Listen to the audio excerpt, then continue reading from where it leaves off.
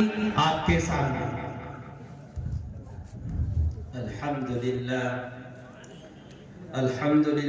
رب العالمین والصلاة والسلام على سید المرسلین اعوذ باللہ من الشیطان الرجیم بسم اللہ الرحمن الرحیم لقد من الله على المؤمنين إذ بعث فيهم رسولا منهم يتلو عليهم آياته ويزكيهم ويعلمهم الكتاب والحكمة وإن كانوا من قبل لفي ضلال مبين صدق الله العظيم.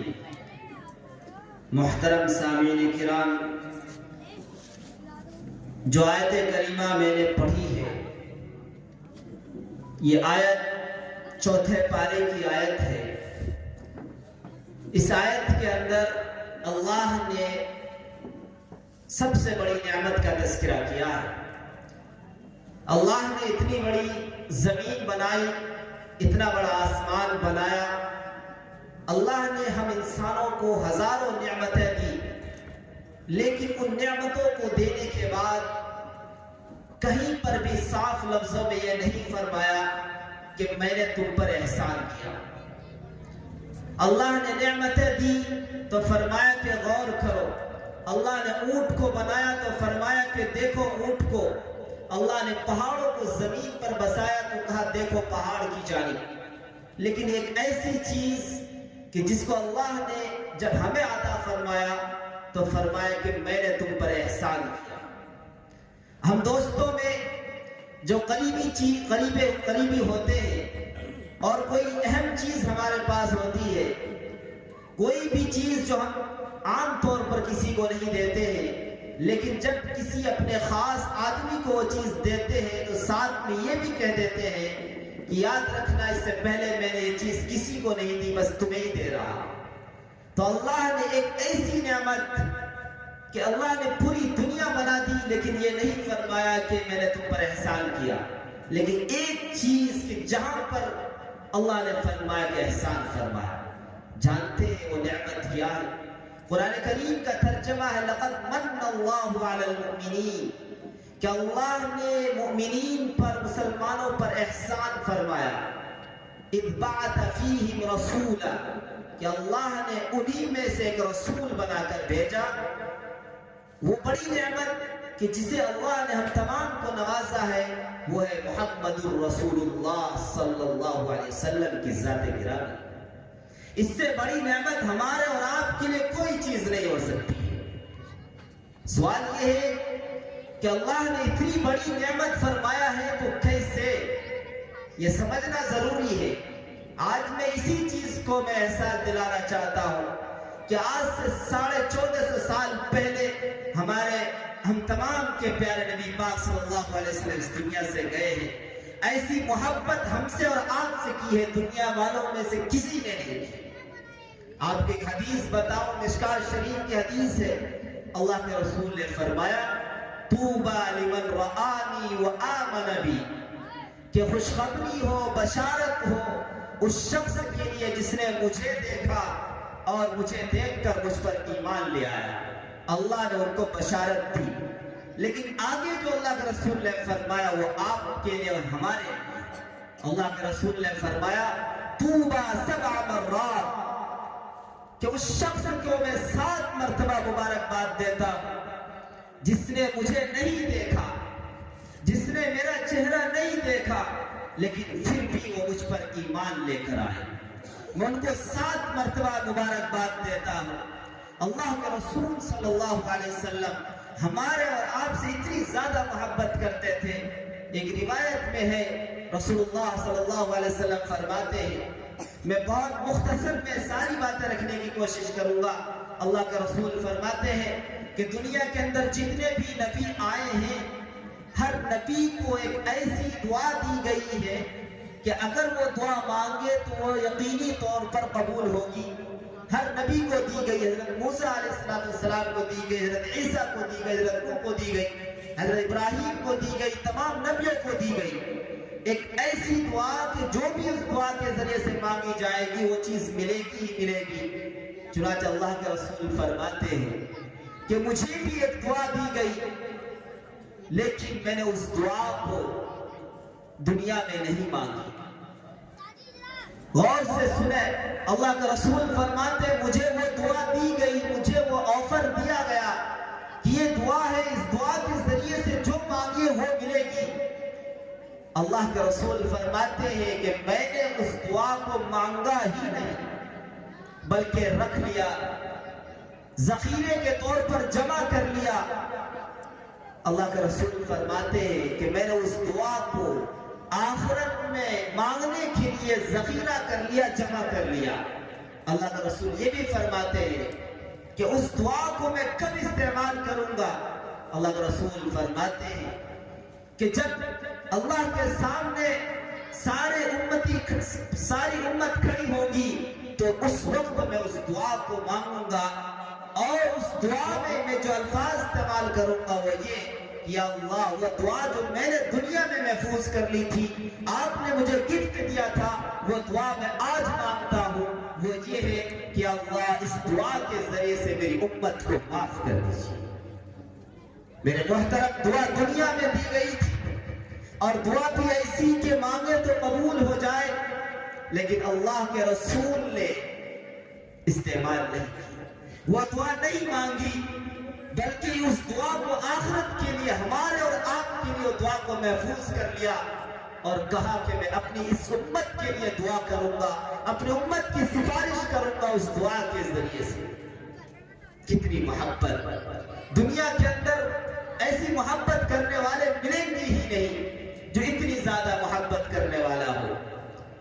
اور ایک دعا ہے، ایک اور حدیث میں ہے کہ اللہ کے رسول فرماتے ہیں کہ فرشتہ میرے پاس آیا اور مجھے 2 آفر پیش کیے، 2 چیزیں دی، دونوں میں سے کہا کہ ایک چیز کو آپ اپنا لیجئے، وہ چیز ملے گی. پہلی چیز جو دی وہ یہ کہ آپ اپنی آدھی امت کو جنت میں داخل کرا لیجئے. پہلی چیز جو دی گئی اللہ کی جانب سے وہ یہ کہ آپ اپنی آدھی امت کو جنت میں داخل کر لیجئے. اور دوسری چیز یہ دی گئی شفاعت، سفارش کرنا، کہ آپ جس کی سفارش کریں گے وہ لوگ جنت میں جائیں گے. اللہ کے رسول فرماتے ہیں میں نے سفارش کو چنا، میں نے صرف آدھی امت کو جنت میں داخل کرنا مناسب نہیں سمجھا بلکہ میں نے سفارش کو چن لیا اور یہ خواہش کی کہ سفارش میں پوری امت کی کروں گا. میرے محترم، دنیا میں رہے، دعاؤں میں آپ رہے، جب بھی دعا کی اپنی امت کی خاطر دعائیں کی، جب بھی مانگا اللہ سے آپ کے لیے اور ہمارے لیے مانگا. اس سے بڑھ کر اور محبت کرنے والے کون ہوں گے؟ اور ایک روایت بتا دوں، اللہ کے رسول صلی اللہ علیہ وسلم فرماتے ہیں کہ آخرت کا میدان ہوگا، سارے لوگ اللہ کے سامنے کھڑے ہوں گے. اللہ کے رسول فرماتے ہیں میں اللہ کے عرش کے قریب جاؤں گا اور جا کر سجدے میں گر جاؤں گا، ایک لمبا سجدہ کروں گا. اللہ پوچھیں گے، اللہ کہیں گے محمد سر اٹھاؤ. اس کے بعد پھر کہتے ہیں اللہ کا رسول پھر میں سجدے میں چلا جاؤں گا اور ایک لمبا سجدہ کروں گا. پھر اللہ کہیں محمد ارفع رأسک، اپنا سر اٹھاؤ. میرے محترم، ذرا سوچے تو صحیح، جب بھی سر اٹھایا اپنی امت کے لیے دعائیں کی، اپنی امت کو مغفرت کے لیے چاہا، اس سے بڑھ کر اور کون ہو سکتا ہے؟ اگر اس دعا کو جو میں نے حدیث سنائی وہ چاہتے تو اپنی بیٹیوں کے لیے دعا کر سکتے تھے، اگر وہ چاہتے تو اپنے گھر کے لیے دعا کر سکتے تھے، لیکن اپنی امت کے لیے دعائیں کی. ایک مرتبہ اللہ کے رسول رو رہے تھے، جبرائیل امین آئے، فرمایا ما یبکیک یا رسول اللہ، کون سی چیز آپ کو رلا رہی ہے؟ اللہ کے رسول نے فرمایا کہ میری امت، آنے والی امت کہ ایسا نہ ہو کہ کچھ ایسے عمل کر جائے کہ جہنم میں چلے جائے. قرآن کی آیت اتری وَلَسَوْفَ يُعْطِيكَ رَبُّكَ فَتَرْضَى. اے محمد فکر نہ کیجئے، آپ کو اپنی امت کے بارے میں راضی کر دیں گے، خوش کر دیں گے. پھر بھی بے چینی ختم نہیں ہو رہی ہے، پھر بھی دل میں ہے کہ میری امت کس طریقے سے जन्नत में जाने वाली उम्मत बन जाए। इसलिए मेरे मोहतरम, और बल्कि दुनिया ही में नहीं, हज़रत अनस फरमाते या रसूल अल्लाह, इस दुनिया में आप हैं, जब चाहता हूं मुलाकात को आ जाता, लेकिन जब आप दुनिया से चले जाएंगे आखिरत में कहां पर मुलाकात करूं? अल्लाह के रसूल ने फरमाया, अनस, अगर तुम मुझसे मिलना चाहते हो तो पुल सिरात पर आ जाना, जहां से मेरी उम्मत गुजर रही होगी, और मैं वहां पर खड़ा रहूंगा। फिर सवाल किया कि या रसूल अल्लाह, अगर मैं पुल सिरात पे भी आपको ना पा सका तो? फरमाया कि अल्लाह के अर्श के करीब आ जाना। फरमाया वहां भी ना मिले तो? फरमाया हौज़े कौसर पर आ जाना। मेरे भाई, ये तीनों जगह वो है जहां पर अपनी अल्लाह के रसूल सल्लल्लाहु अलैहि वसल्लम की उम्मत खड़ी होगी। अल्लाह के रसूल हम तमाम से इतनी मोहब्बत करते थे कि अपनी दुआओं में आपके लिए जन्नत मांग रहे हैं। तो मेरे भाई, बस सिर्फ एक एहसास पैदा करने की जरूरत है। आइए हम और आप मिलकर सुन्नत को जिंदा करते हैं, अपनी जिंदगी को सुन्नत के मुताबिक गुजारते हैं। चुनांचे अल्लाह के रसूल ने इतनी मोहब्बत की तो फिर सहाबा ने भी ऐसी मोहब्बत की। एक रिवायत में है, एक शख्स था जिसको कत्ल करने के लिए लाया गया। कुफ्फार पकड़ कर ले आए कि कत्ल करेंगे इसलिए कि ये मोहम्मद को मानता है। चुनांचे वो लाया गया। कुफ्फार का बड़ा मजमा है, बीच में एक शख्स है। एक शख्स इस रिवायत को नकल करते हैं, उस सहाबी को जब सूली पर चढ़ाया गया और पूछा गया, ए सहाबी बताओ, अगर तुम्हारी जगह मोहम्मद को रख दिया जाए, अगर तुम्हें छोड़ करके मोहम्मद को सजा दी जाए, क्या तुम्हें यह मंजूर है? उस सहाबी ने जो जवाब दिया, हैरतनाक जवाब था कि बदबख्त, तुम बहुत बड़ी बातें कर रहे हो। तुम ये बात कर रहे हो मुझे छोड़कर मोहम्मद को रख दिया जाए। मुझे तो ये भी गवारा नहीं कि मैं सुकून में रहूं और मेरे मोहम्मद सल्लल्लाहु अलैहि वसल्लम के कदमों में, पैरों में कोई कांटा भी चुभ जाए। मुझे तो ये भी गवारा नहीं, तुम कत्ल करने की बातें कर रहे हो। इतनी मोहब्बत थी। इसी तरीके से एक औरत का वाकया है। एक औरत के घर के 4 लोग, शौहर भी जंग में शहीद हो गए, उनके 3 बेटे भी शहीद हो गए। खबर मिली कि तुम्हारे बेटे, तुम्हारे शौहर शहीद हो गए हैं, और उनको साथ में ये भी खबर मिली कि रसूलुल्लाह सल्लल्लाहु अलैहि वसल्लम भी शहीद हो गए हैं, उनको चोट आई है। वो औरत घर से निकलती है, मैदान की तरफ भागती है। लोग रास्ते में खबर देते हैं, औरत तुम्हारे बेटे शहीद हो गए। कहता, मुझे मेरे बेटे के बारे में ना बताओ, मुझे ये बताओ कि मेरा मोहम्मद कैसा है।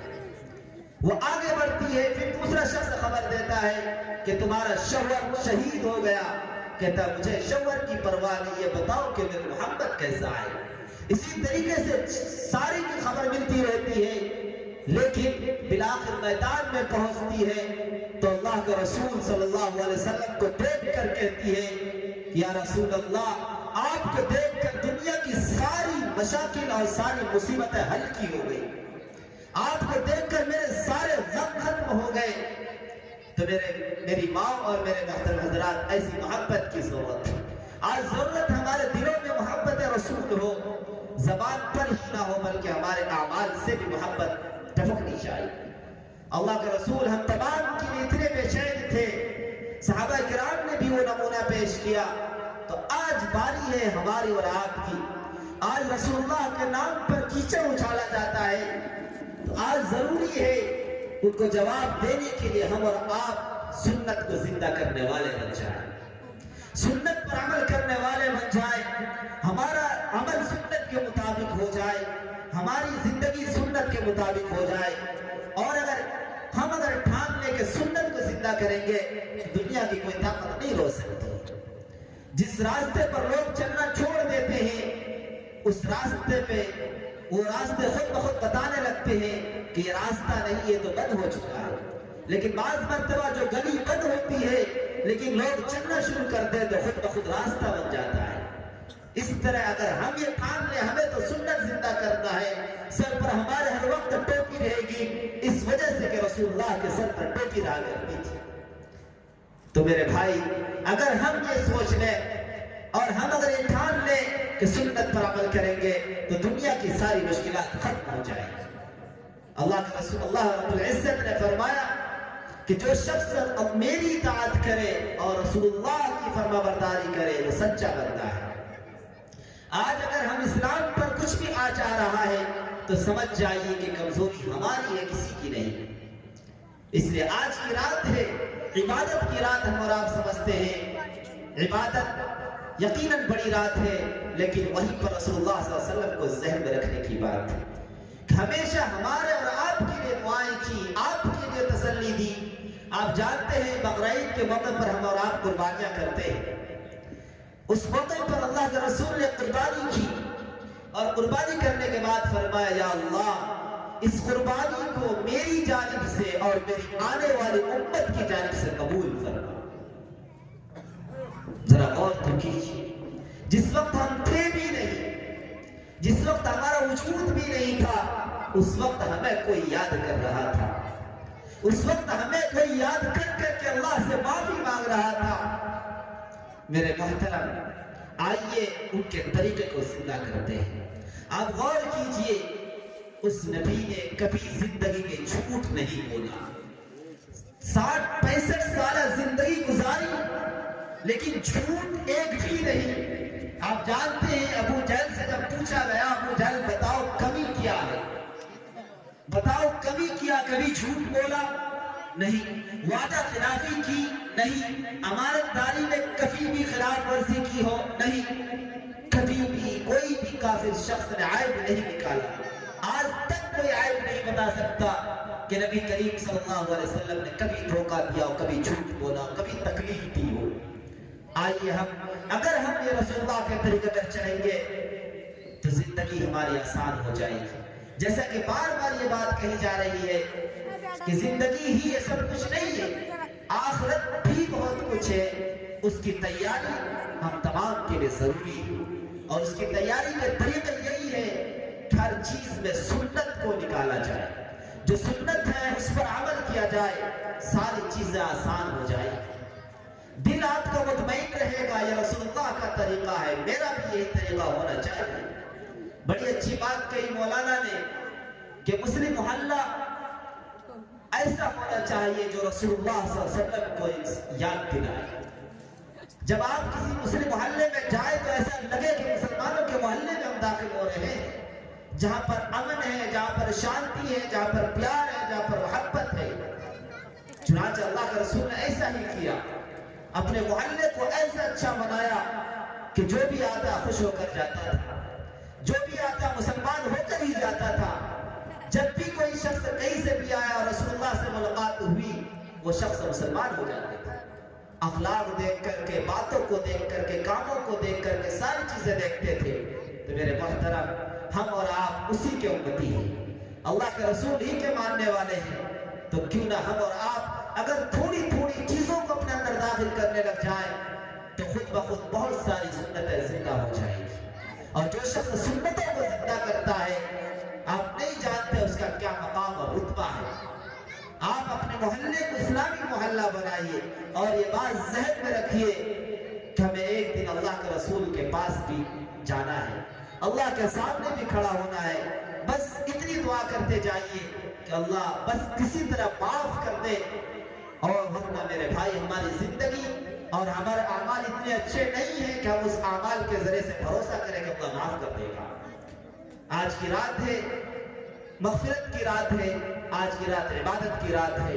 اگر آپ ٹھان دیجئے کہ آج سے ہم کسی نہ کسی سنت پر عمل کریں گے تو آسان ہو جائے۔ ایک واقعہ سنت کی بتا کر میں بات ختم کر رہا ہوں۔ صحابہ کرام تھے، کہیں کسی شہر میں گئے فتح، وہاں سے بات چیت کرنے کے لیے، کافی دن ہو گئے بات چیت ہوئی بھی نہیں، اور اسی طریقے سے آپس میں جھگڑے کی صورت بن گئی۔ تو مسلمانوں نے پورے قلعے کو چاروں طرف سے گھیر لیا اور یہ کہا کہ اس کو ہم فتح کریں گے۔ 18 دن ہو گئے تھے، قلعہ ہاتھ میں آ ہی نہیں رہا تھا، 18 دن ہو گئے تھے، جیت حاصل ہو ہی نہیں رہی تھی۔ تو ایک دن مشورہ ہوا کہ آخر کون سی چیز ہے جو ہم سے چھوٹ رہی ہے، جس کی بنا پر ہمیں جیت نہیں مل رہی ہے۔ تمام صحابہ نے مشورہ کیا تو پتا چلا کہ ایک سنت چھوٹ رہی ہے، پتا چلا کہ ایک سنت چھوٹ رہی ہے، اور وہ سنت تھی مسواک کی سنت، مسواک کرنے کی سنت۔ چنانچہ تمام صحابہ کرام نے مسواک کرنا شروع کیا۔ اگلے ہی دن وہ قلعہ فتح ہو گئی اور وہ تمام صحابہ کرام کو جیت حاصل ہو گئی۔ اگر ہمارا یقین ہو کہ سنت ہی ہمیں بچائے گی تو وہ چیز ہو سکتی ہے۔ ہم مسلمان ہیں، آئیے محمد رسول اللہ کے نام کو روشن کریں، آئیے وہ محبت دکھلائیں، آئیے وہ اخلاق پیش کرتے ہیں جس کے ذریعے سے ہم اور آپ دوسروں تک اسلام کی محبت کو پہنچا سکیں، دوسروں تک اسلام کو پہنچا سکیں۔ آج رسول اللہ کے نام پر لوگ بہت طرح کی باتیں کرتے ہیں، اس کی وجہ یہ بھی ہو سکتی ہے کہ ہم اور آپ نے عمل کرنا چھوڑ دیا، ہمارے سروں پر ٹوپی نہیں رہتی، ہمارا لباس رسول اللہ جیسا نہیں ہوتا۔ اس لیے میرے بھائی کوشش کیجیے کہ ہماری زندگی رسول اللہ صلی اللہ علیہ وسلم کے طریقے کے مطابق ہو، اور یہی طریقہ جنت کا راستہ ہے، یہی راستہ جنت کی جانب لے جانے والا ہے۔ اسی بات پر اپنی بات ختم کرتا ہوں۔ وآخر دعوانا ان الحمدللہ رب العالمین۔ ماشاءاللہ ماشاءاللہ، بہت خوب۔ تشنگی جم گئی ہونٹوں پر پتھر کی طرح، ڈوب کر بھی تیرے دریا سے پیاسا نکلا۔ میرے دوستوں، یہ تھے حضرت مولانا مفتی اسعد صاحب قاسمی، جو سرزمین بہار بھاگلپور سے تعلق رکھتے ہیں۔ الحمدللہ بہت ہی مختصر وقت میں بہت ہی جامع الفاظ اور بہت ہی اہم پیغام دے کر گئے ہیں۔ میرے دوستوں، رب الجلال کا بہت بڑا اعلان ہے اور بہت بڑی ذمہ داری ہے انسانوں کی کہ اس رب نے پیدا کیا ہے تو ذمہ داریوں سے پیدا کیا ہے۔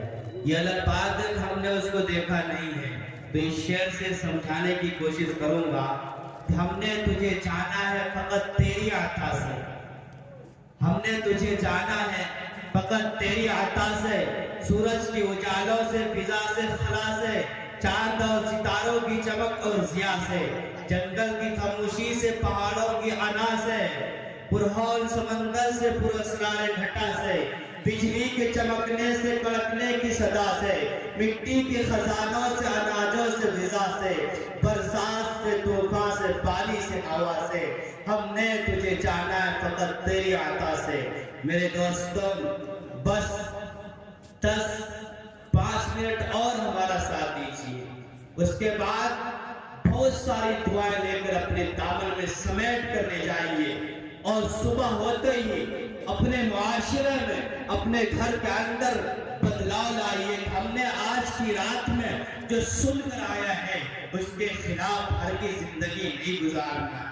اپنے بچے کو فضول کھیلنے کے لیے بھی اجازت مت دیجیے، اپنے بچے کو فضول پیسے برباد کرنے کی بھی اجازت مت دیجیے۔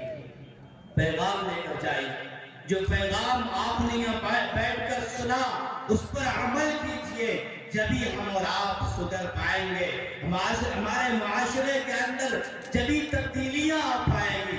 علماء چیخ چیخ کر سمجھا رہے ہیں لیکن ہمارے معاشرے میں بدلاؤ نہیں آ رہا ہے۔ ایسا کیوں؟